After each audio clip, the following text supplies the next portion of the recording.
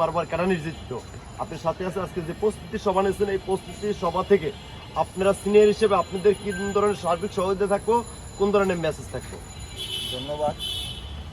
আজকের এই যুব দলের 7 নং ওয়ার্ডের 53 সমাবেশ, প্রস্তুতি সমাবেশ অনুষ্ঠিত যাচ্ছে।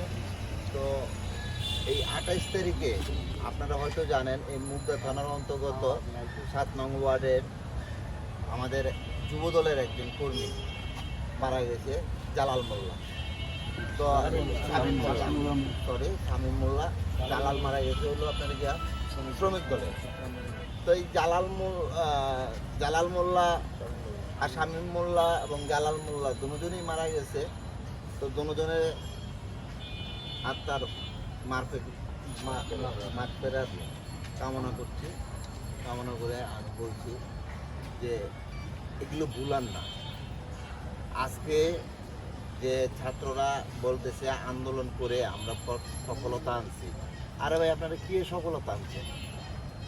আমরা 17 বছর আন্দোলন মিছিল মিটিং করে একটা গাছ রোপণ করছি, গাছ রোপণ করে সেটারে বড় করছি, বড় করার পরে ফল হয়েছে, সেই ফলটা পাকছে, আপনারা মাত্র টোকা দিচ্ছেন।